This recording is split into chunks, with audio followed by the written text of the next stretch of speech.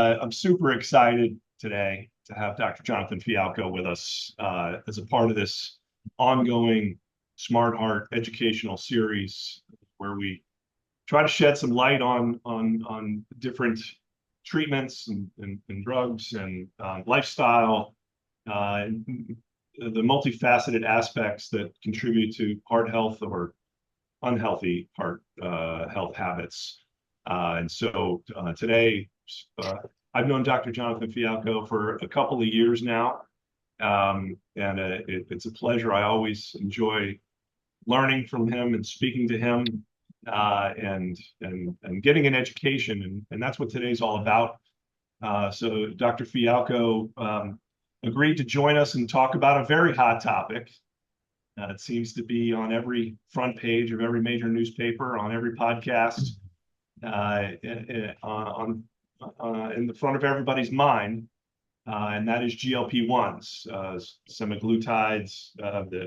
Their brand names are Wegovy and Ozempic, and there's a host of applications and indications for use that we'll get into today. But specifically, we'll talk about the impact of these metabolic treatments on heart health. And that's where Dr. Fialkow's expertise lies here. So Dr. Fialkow, just a brief introduction, is the medical executive over primary care, population health, and value for Baptist Health, a large healthcare system in South Florida, one of the premier healthcare systems in the country. And he's also the chief of cardiology for the Miami Cardiac and Vascular Institute.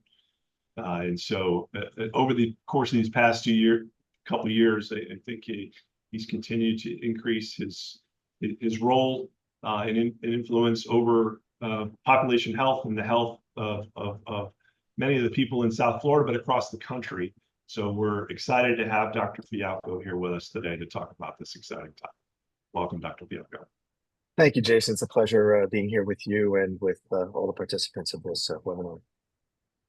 So the topic today, we're going to bounce around a little bit because this is something that's fascinating to me. I have friends that are interested in this topic. My father is actually he's type 2 diabetes. He's on a semaglutide treatment, having trouble tolerating it, which we'll get into some of the side effects. But maybe we can start here just for our listeners. And what are GLP-1s? What the heck is this, and what are they? What is it used for? So, at a basic level, because obviously our bodies are very complex systems. There are many hormones that have effects beyond what we normally think. So specifically, we're talking about the hormones of digestion, glucose hemostasis. Glucose hemostasis has to do with insulin sensitivity resistance, and that ultimately ends up with weight, how we gain weight, how we maintain weight, and what the consequences are. GLP-1s is a glucagon-like peptide. It's an incretin, which is a hormone derived in the gut, and it's crucial for what I just mentioned, glucose hemostasis and nutrient absorption and whatnot. For many years, we thought it worked at the gut level, which is how we would activate GLP-1A and GLP-1 that would help with absorption of nutrients and what. But as we started studying more, we realized that a lot of the effects of GLP-1 were not at the gut level, but later in other parts of digestion.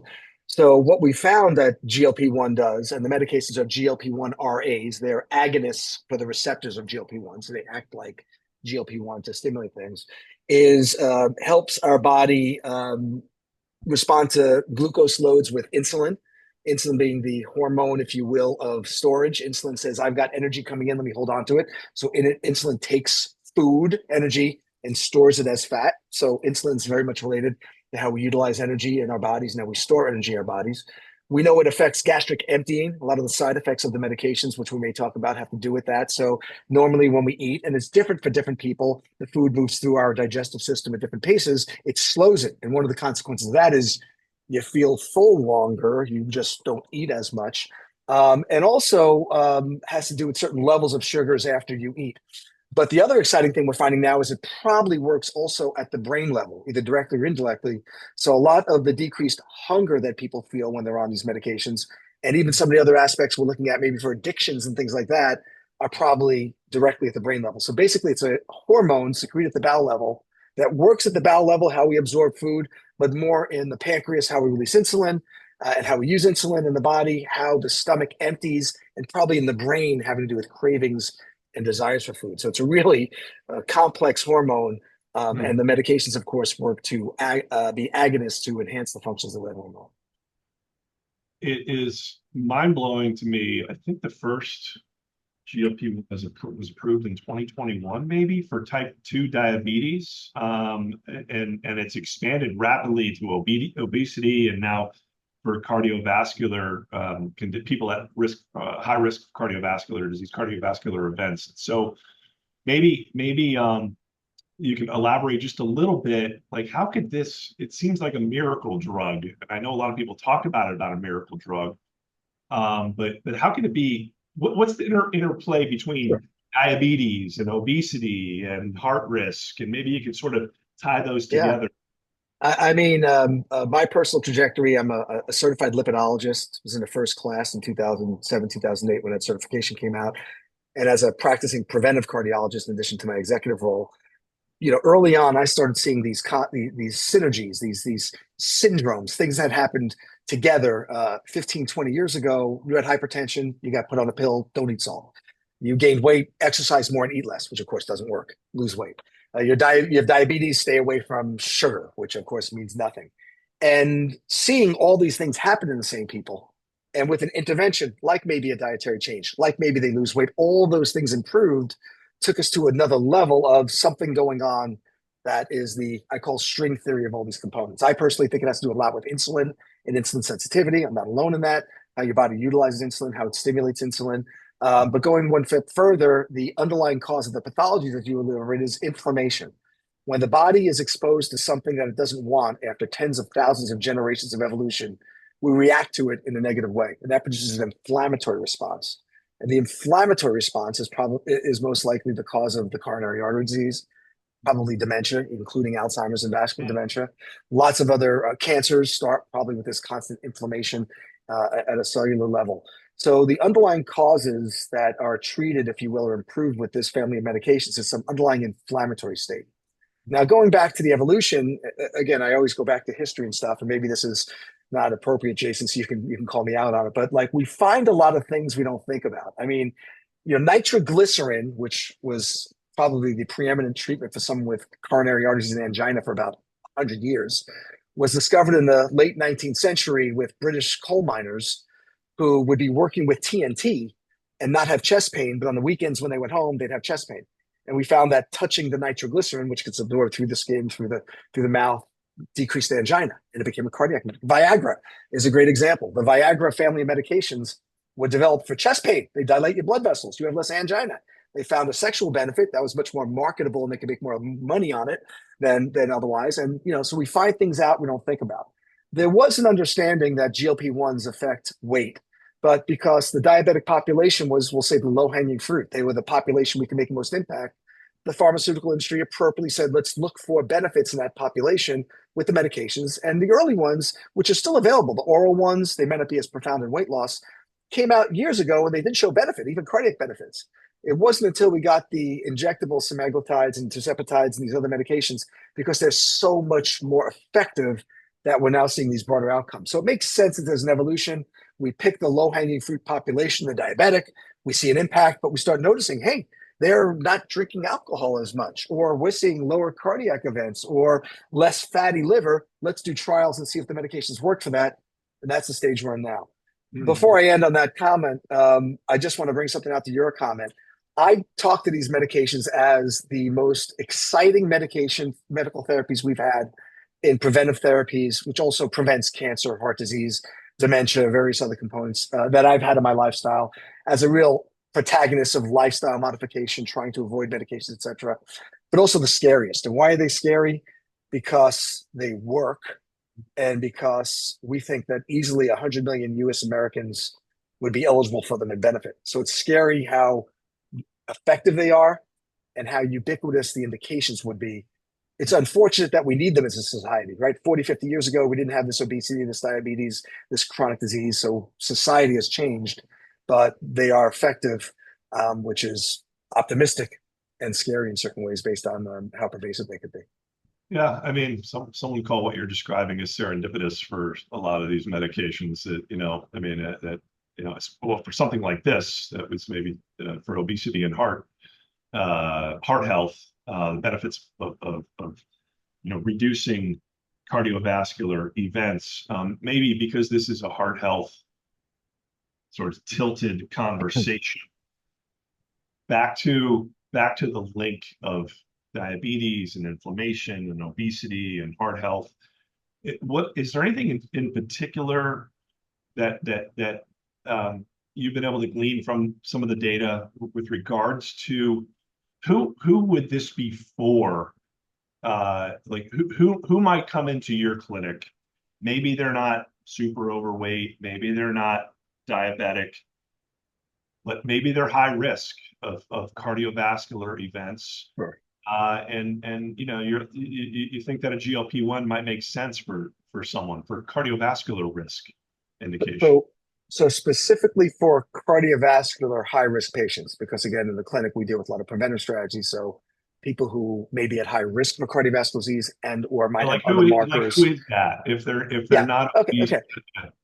So we'll split up into two categories. A person who is overweight, which we'll say a BMI over 27, and we know BMI is not the most accurate predictor of health or lack of health, or obese over 30, with additional risk factors, hypertension, hyperlipidemia, I'll say elevated fasting glucose. Well, let me go back for a second. A person doesn't go to sleep healthy and wake up diabetic with significant cardiovascular disease, right? It's a trajectory. And the majority of our trajectory is asymptomatic and we don't know it. By the time your blood sugar goes up, you've already probably had a stress on your insulin response in your pancreas for possibly a decade before you start seeing the sugar going up. It could take a long time to become diabetic. Your coronary artery disease, by the time you may find a 20% blockage on a scan, that started 20 years ago. So the idea is finding out who is at risk earlier to intervene to decrease the consequences down the road. So with that level set, that the disease is probably there before we find it. When we start looking at the populations who may benefit, we're starting with some marker of being overweight because that's what the medications do. Interestingly, and we'll get to the cardiovascular component, the cardiovascular outcomes seem to be independent or at least past the amount of weight loss. So there's something else going on besides losing weight. There's something else going on directly towards our inflammatory response or something else. But having said that, we started with these medications for the diabetic population who are overweight because they made you lose weight. By losing weight, your sugar might get better. That's what the data showed. You might have some other benefits. Because of the weight loss, we started looking at other high-risk people associated with obesity and weight, like hypertension, hyperlipidemia, et cetera. So the early indications, and of course, this would be the difference between, we'll say, the Ozempic and the Wegovy, and or the the indication for a diabetic and non-diabetic is a diabetic or an overweight person with medical factors, which increases their risk of cardiovascular disease or other disease. The whole school of giving it to people so they can fit into a Speedo or a bikini, the cosmetic industry, that's not validated by medical science. That's not the market component of the pharmaceutical industry. We know things can be used off label. That's a whole nother industry, if you will, which we're not going to, we talk about it, but we're talking about the medical indications. So if you have diabetes, we know diabetes is associated with inflammatory response. We know the insulin resistance that promotes type 2 diabetes also leads to what's called an atherogenic dyslipidemia. You've got a horrible lipid profile, which leads to vascular disease, by the way, independent of the sugar. So, if your sugar's high and you have cardiovascular disease and you lower your sugar, but you don't affect your insulin response and you don't affect your lipids, you're still going to have a heart attack. So these are your high-risk populations. They split it up. Your diabetic population is overweight. We got an indication. The drugs work. They help decrease your glucose and other parameters. You're overweight with other risk factors.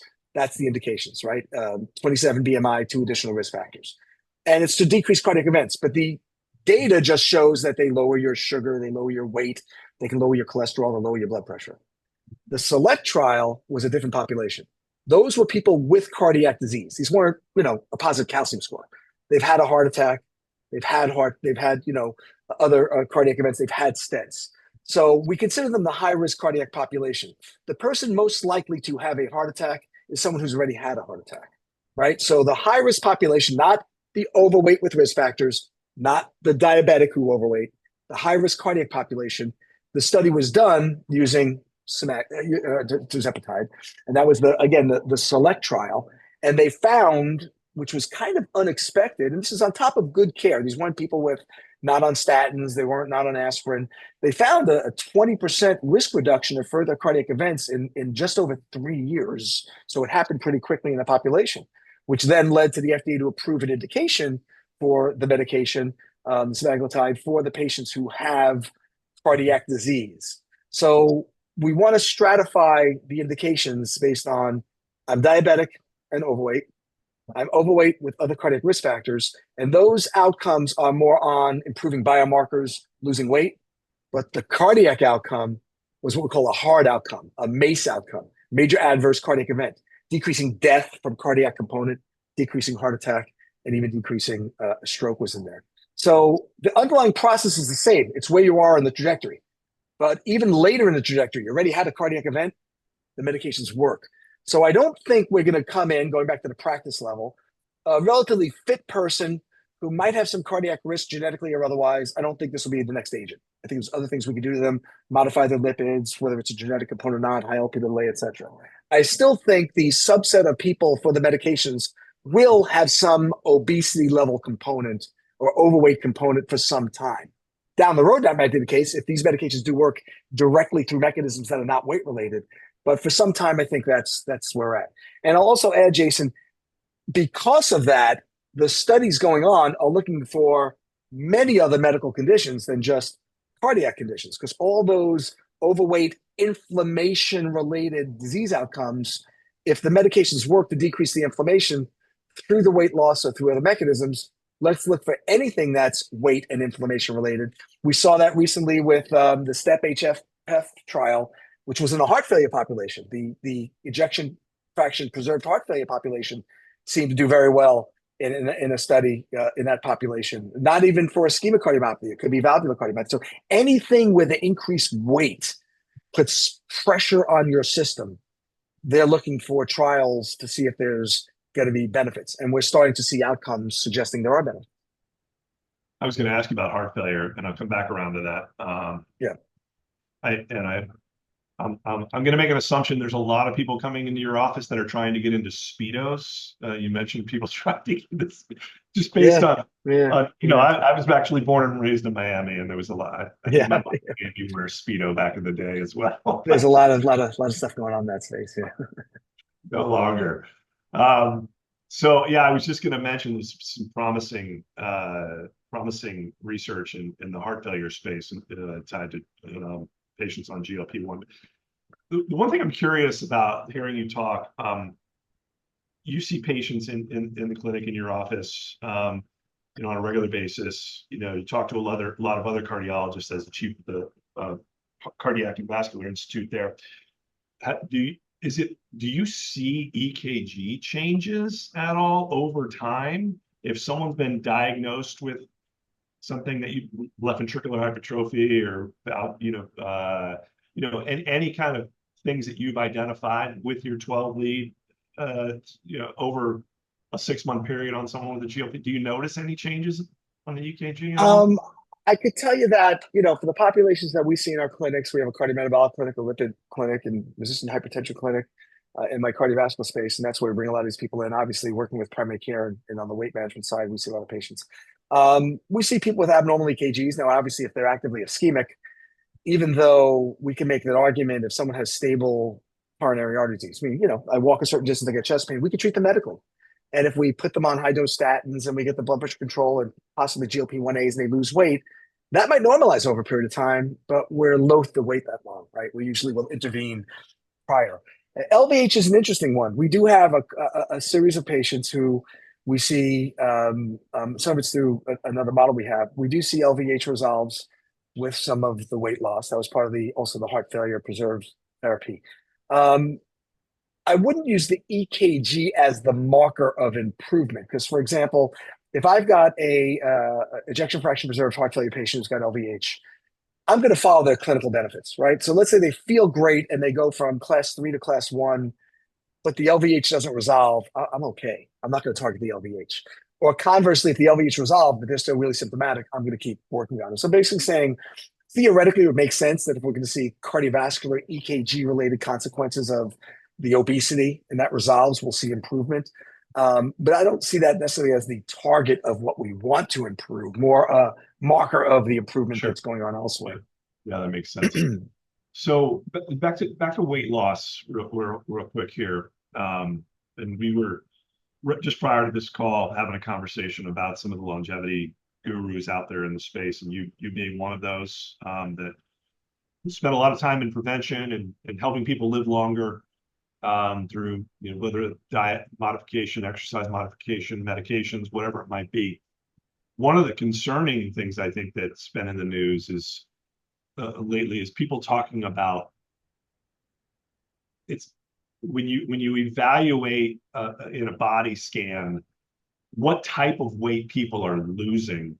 There's some concern that if anytime you're losing weight, it should be 75-25 ratio, maybe 80-20, right? Where you're losing body fat, you're going to lose some muscle when you're losing weight, right? You're not going to be as strong and as big muscularly, but you should be losing more fat than muscle.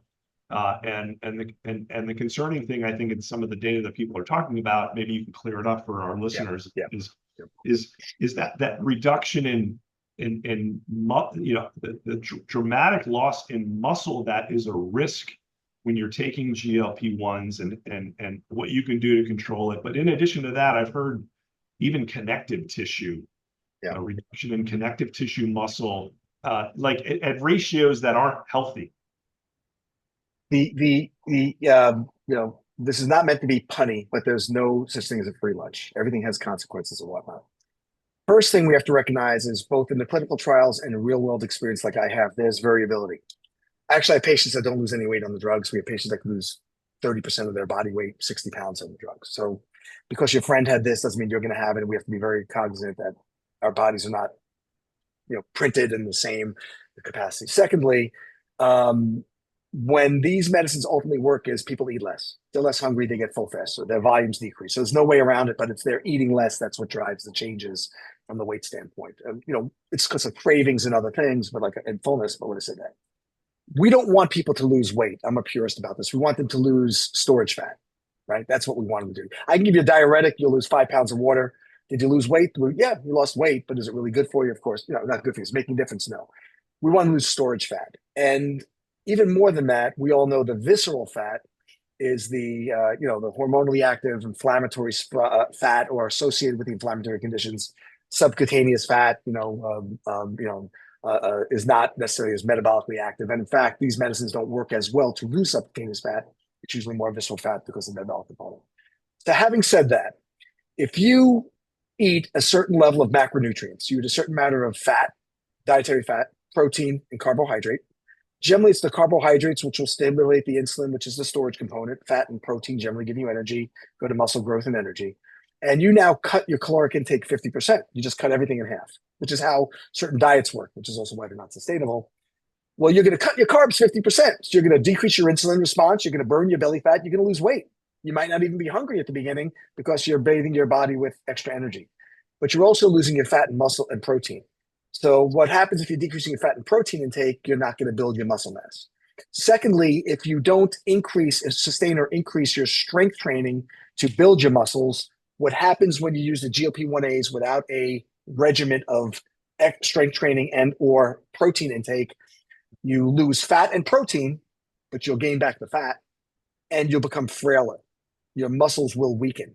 We see that a lot of the older people get put on the medication. I've seen dozens and dozens and dozens of cases. They didn't discriminately put on the medications, come back in 3 months, and now they've broken their hips, they fall, they haven't balanced because they lose weight fairly precipitously, but they haven't built the commensurate strength to maintain their body weight, and they fall.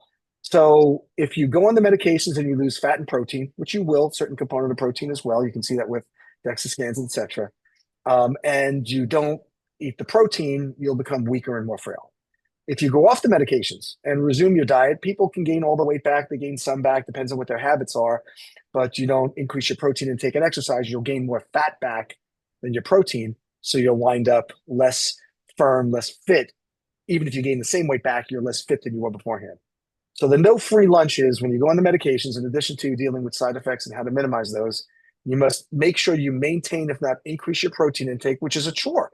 People are not hungry. I mean, whether it's peanut butter or whatever your sources are, you have to concentrate on getting a certain amount of protein, and you must perform a certain amount of strength training on a regular basis, or people tend to become more frail. Mhm. Fascinating.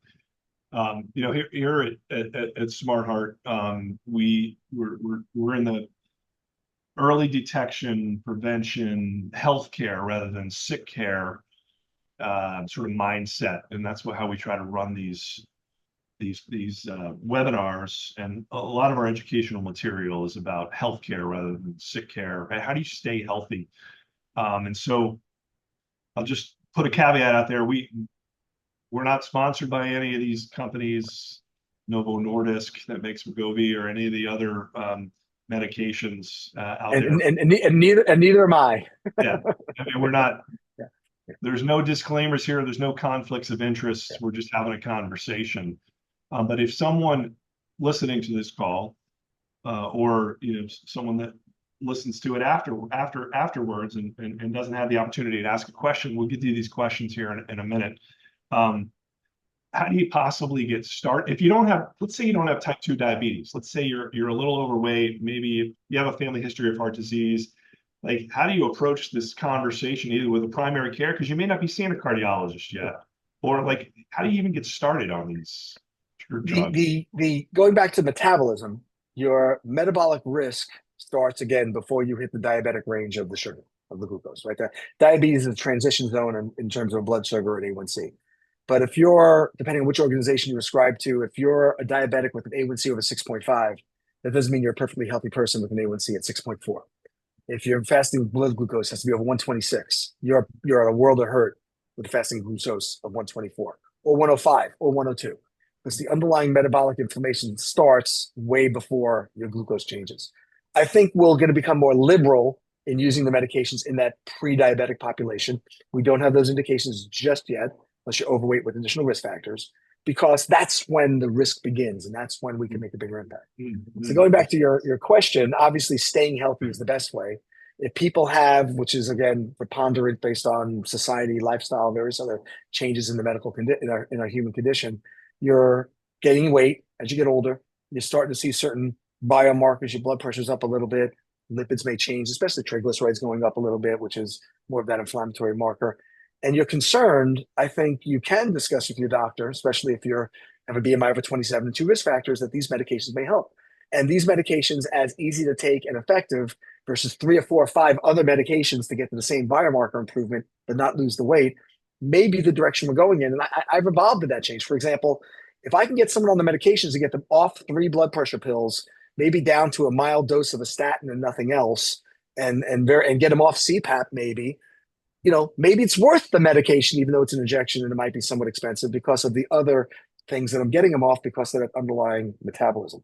I think the doctors are getting more comfortable with this. One of the pushbacks originally, it is an injection. It takes a little more time for doctors to explain to people, or healthcare providers to explain to people. Originally, this actually changed things a little bit. I dealt with PCSK9 inhibitors, injectable lipid medications. I was one of the early, developers of it, and started our clinic 11 years ago for them. But having said that, people, I don't want to take a shot. I don't want to take a shot. I think the semaglutide experience being so ubiquitous, especially for people who don't need it, unfortunately. But the benefit is people are more open to taking a shot if it's something medically beneficial. So that pushback is going away a little bit.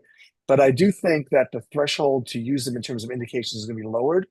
But right now, what becomes the biggest pushback, Jason? It's the coverage, right? It's I know so many people who benefit, but the insurance companies won't cover it. Employers are struggling right now. The employers covering it are having tens of millions of dollars of hits on their pharmacy spends. Those that aren't, employees might be unhappy, but we're not seeing a trend one way or the other. So the reality is, of all those 100 million people who might be eligible for it, only a small fraction are getting it because of the coverages. And we have to recognize they are currently not cheap. We'd like people to de-escalate for a certain period of time after they've been on it, they've got their goal weight, etc. Let's see if we can get you off of it, maintaining the strength training, maintaining healthy eating, maintaining, your protein intake. But people tend to just want to stay on it forever, figuring it's easy. So we're still very early in our evolution of how to use these medications and who should get it. But I do think the kind of person you're talking about will benefit from it, as the medical data comes out to support that. We don't have it just yet, but I think it would make sense based on the underlying pathology. Read some crazy, I don't know if they're crazy or not, reports that airline fuel is Yeah, right. yeah. Fast food industry, airlines are happy. Seats will be Snack food as wide. industry is not so happy. The snack food industry is You're losing. right, and Wall Street is heavy into that. They're doing big analyses of what industries are profiting from overweight people, and we should start hedging our bets and maybe not putting a lot of money into them. And conversely, which will be more yeah, absolutely. This is a huge societal, just as the obesity epidemic over the last 40 years has negatively impacted society beyond healthcare. These will, in a different way, impact society beyond healthcare. No question about it. Super exciting for so many people. My father being one of those that is benefiting from, although he's having some side effects, and I guess he's having trouble tolerating his upset stomach all the time, and so maybe like, what are the common side effects that you see on? So again, these are not simple medications. Many people who have to stop them because of side effects being managed differently, they might be able to tolerate them. The main ones are gastrointestinal, and it mainly has to do with that slow gastric emptying. Certain foods sit in the stomach longer already, so you want to stay away from heavily fatty foods, very rich foods, only because you'll just bloat and it sits there and you'll burp. And to make it even worse, and I hope the crowd is okay with this, it's a smelly burp because some of the foods sit in your stomach and the sulfur builds up, and people walking around. So if you alter your lifestyle, first thing when you get up in the morning, you want to have something in the morning, you want to put some food in your stomach, something mild, a piece of toast or something like that, even though, we don't want to push bread too much, but something kind of mild, something not heavily rich, heavily sauced, just to kind of settle your stomach. You want to eat in smaller amounts. You want to stop a little sooner. Most people who are overweight and obese, it has nothing to do with willpower. It has nothing to do with exercising too much. The food they eat gets converted to storage fat, so it's being pushed into their belly or elsewhere. The muscles aren't getting the energy, so the muscles are telling the brain we're hungry. You can be 300 pounds overweight and hungry. People who don't have that metabolism tend to judge people overweight. It's nothing to be judged with. It's they're craving food. The second thing that happens is you can finish a bigger meal, and other people might have stopped and said, "I'm full." There's a delay in the signals to the brain that we're full, so you eat more. And these medications work against that. So going back, by habit, people will eat a big meal. And when they're done, oh my God, I feel terrible. You want to train yourself to eat half of the meal and pause. And most people on the medication will say, I had enough. But if you're conditioned to just eat big amounts, you're going to feel full, you're going to feel nauseated, you're going to get those burping. It's going to last a long time. So the best way to avoid the side effects is to have something early in the morning, a piece of toast, a cracker, just to settle your stomach. Start eating smaller portions and pausing when you're done and saying, do I want more? Because most people by conditioning will eat more, but if you stop, you'll say, hey, I'm really okay, and work around those type of feelings. But the biggest pushback are gastrointestinal, bloating, burping, gas, fullness, nausea. Sometimes also, Jason, we titrate the drugs up.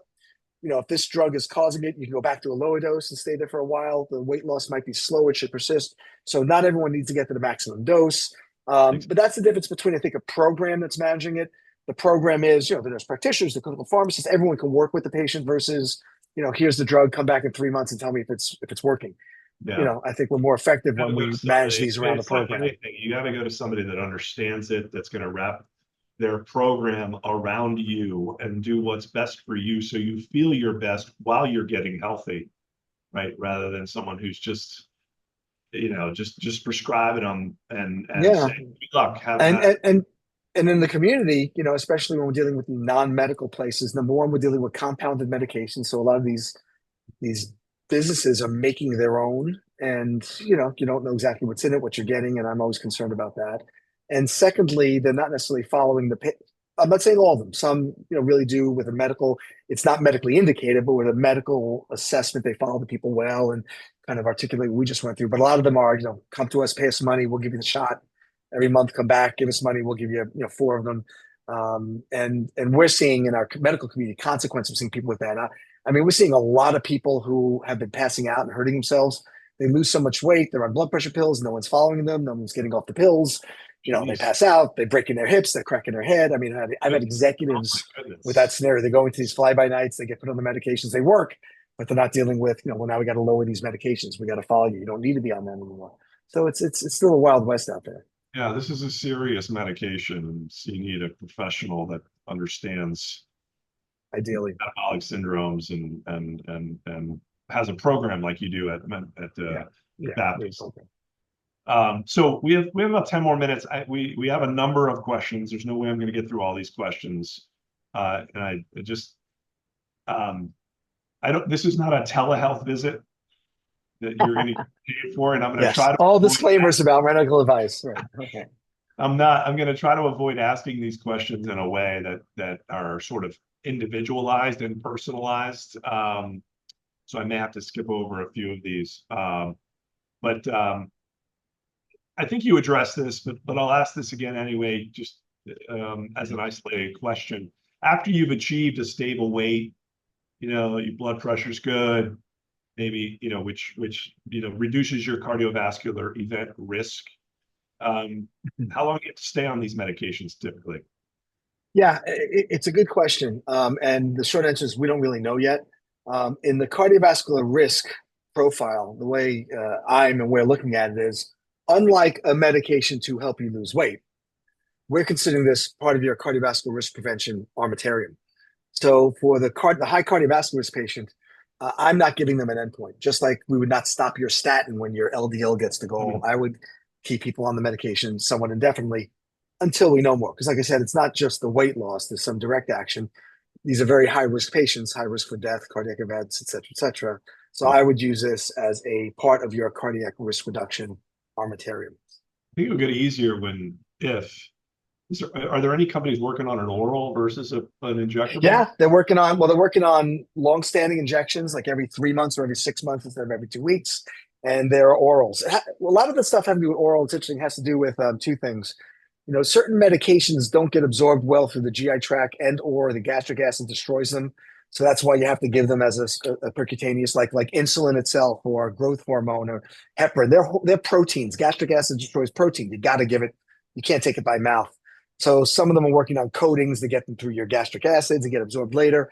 Others better be absorbed well through the GI tract, so they got to be injections. But there's a lot of work being looked at for oral preparations and or longer acting subcutaneous injection. Yeah. Plus, Jason, we also talk about the expanded indications. Fatty liver and peripheral vascular disease and sleep apnea and dementia and Alzheimer's. They're all anything that's associated with the chronic inflammation of obesity. They're doing trials to look for benefits. And then the different drugs. Semaglutide is GLP-1A, tirzepatide is a dual. There's a tri. There's all these different glucose hemostasis related hormones, and they're looking at additional conversations might be more effective, et cetera, et cetera. They're so profitable, as we know, that where there's profit, there's going to be interest. There's a lot of work going on to make these more accessible and tolerable. Any effective strategies that you've seen? There's a question here. Again, this isn't it's not a consulting opportunity for you, but the patients that have a high risk, maybe they've had a heart attack, maybe they have type 2 diabetes, maybe they're overweight, and their insurance denies coverage. Any strategies to sort of? Yeah, it's a dilemma. We have in our program, we have two things. We have clinical pharmacy support, so we actually have clinical pharmacists that work with the insurance companies to try to get either free treatments for people, necessary use. Let me phrase that. The pharmaceutical companies all have programs for people who need the medications and can't get them. And not all of it has to do with being indigent, quite frankly, just be, your coverages and stuff. It takes work. We do that for our patients. Some can do it online. Try to go online, see what those processes are. Usually, if you're persistent enough, you can. Other than that, it's just going to have to be to wait as they become less expensive, which is already happening, and they will become as they become more competitive. And as we see more benefits, I think there's going to be pressure on the employers. We actually see people who are picking their employer based on do they cover the medications. Okay. We're seeing that as a health system. We do cover it as a health system. That's I mean, it's a heavy lift, quite frankly, but to your it's point earlier about going to a clinic that specializes and puts a program yeah, around resources. Yeah. you're probably better success at getting coverage Yeah. and breaking And through. the wording too. We have a lot of additional types of documentation we give to the payers, insurance companies after they originally reject it, and sometimes second, third pass. But it's unfortunate. Well, I'll tell you, it's unfortunate because those who need it can get it, and people who don't need it are getting it out there, right and left. But also it could be, and part of that's why they cover it because it could be abused. I've seen people who, like I said, are not overweight and they wanted it, and their doctor lied, saying, oh, they're overweight to the insurance. I mean, there's ways around it and stuff like that. But to do it ethically, sometimes there's an obstacle. We, Any we we do it ethically. Sure. Are there any? I don't know if you've been able to isolate patients. Probably everybody that's coming to your clinic is on a statin, or the majority are. Some of you mentioned PCSK9. Some people that can't control their cholesterol levels maybe are on a PCSK9. But have you seen an effect on lipid profiles with Yeah. GLP-1s? So, Yeah. so the first thing is actually a good part of my clinic is getting people off statins because, like everything else, when medications are given to people without the indications or for wrong reasons, people take them for a long period of time. It's unfortunate. So I see a lot of people who don't think they need statins and probably don't. That's not the majority, but there's a good part as well. Having said that, yeah, the lipid parameters will improve. Triglyceride to HDL ratios, which are inversely related, are very much related to weight. They also drive the inflammatory atherogenic dyslipidemia. So the biggest thing you'll see is triglycerides normalize, HDL will go up as a consequence of that. LDL levels may or may not change, but when we go a little further, it's a less atherogenic LDL. It's a less disease-causing LDL. So we definitely see the lipid profiles will improve significantly associated with the weight loss and with the medications. Now, are the medications directly working on your lipid metabolism? Probably not. It's probably the energy component at the building your VLDLs in your liver, and I won't go into my passion Gotcha. about that stuff. But yes, your lipid profiles. Let me put it this way: the non-HDL calculation, which is to me the most important parameter of your cardiovascular risk, will drastically go down across the board with the medications. Great. It's fascinating. The call And that's independent of your sugar. So remember the glucose, the underlying inflammation and of the obesity, of the insulin sensitivity, manifests in glucose elevation, manifests in atherogenic dyslipidemia, which leads to the vascular disease, manifests as fatty liver, and they're not related. So your sugar can go down and you could still have high cardiovascular disease. Conversely, especially my role, we work on the lipids. So we can normalize your lipids even if your sugar hasn't completely normalized, and will significantly decrease your cardiovascular risk through the lipid management. Got it. Couple more questions here because we're coming up on time and can't get through all of them. Some of them are very personal. So thank you from one of our listeners here to this very educational call. Any way you can, in layman's terms, explain the difference between like an Ozempic, a Wegovy, and a Mounjaro? Sure. I don't even know. So Ozempic and Wegovy, semaglutide, Mounjaro, and Zepbound or tirzepatide, two different medications. Ozempic is a GLP-1A. It is an agonist to the receptor. It works like GLP-1. Mounjaro and Zepbound are a combination for a GLP-1 and a GIP, which is another incretin. So they work on two positive hormones.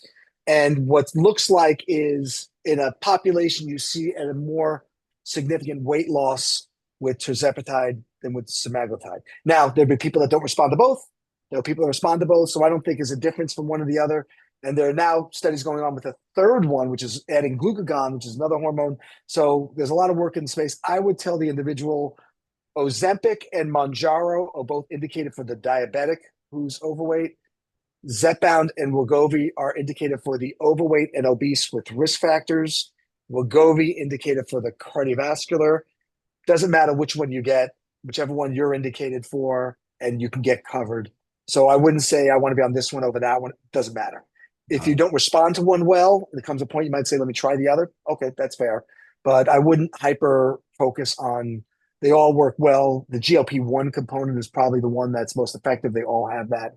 So they all have little different indications by the FDA but how they work in your body ultimately to make you healthier, there shouldn't be a big difference. Okay. Well, one more clinical question here, and again, I apologize to our listeners. No. I'm not going to be able to get through all of them. Any studies about the effect of GLP-1s on AFib or So it's interesting. So again, studies being looked at more observational. We know that AFib is to some degree a manifestation of obesity, inflammation, sleep apnea. So like everything else, we say, the weight loss should decrease inflammation and of all those components. What else is associated with it? AFib. So I think we will find that patients on this have lower rates of AFib. If you have AFib, I don't think it's going to make a difference. Let me phrase that. If you have AFib, sure, we want to treat sleep apnea. We want you to lose weight and help control the AFib.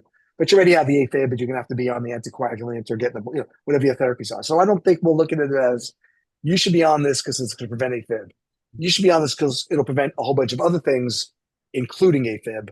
But the short answer is observational studies are looking at that like many other things. I don't think if you have AFib, it'll be an indication for the medication. You have AFib because you're overweight and hypertensive and have sleep apnea and other things. That's probably why you'll be on the medication. I just think that's where it's going, but I do think it'll impact AFib. Okay, great.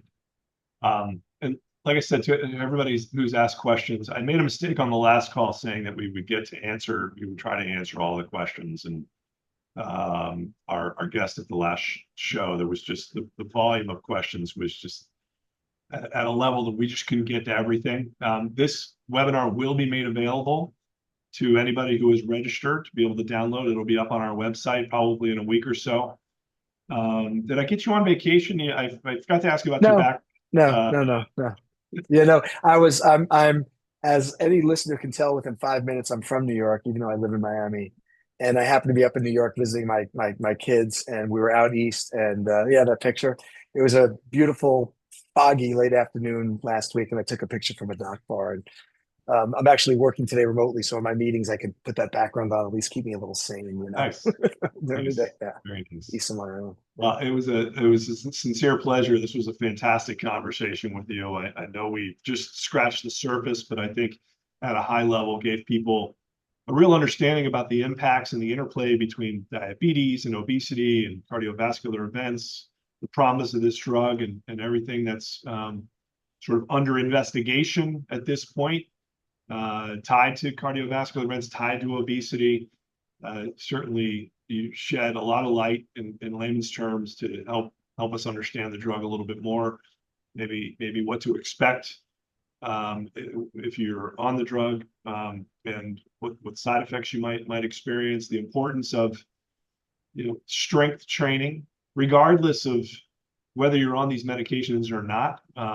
You as a longevity and a prevention expert have preached for a long time that that's the number one thing you can do is strength training beyond cardiovascular health. Strength training. And Jason, and strength training doesn't mean weights. It doesn't mean it doesn't. It could be squats and push-ups. Use your own body weight. So it doesn't mean you need to join a gym and buy a weight set, but you need to make sure you're doing that type of high resistance type of work. So maybe you step off a curb and you have the quad strength to catch yourself rather than tripping into the street and getting hit by a car or falling off a bike. So it makes a lot of sense. It resonates with me. This was a fantastic webinar. Really appreciate your time, Dr. Fialkow. And again, we'll make this available to everybody within a week or so.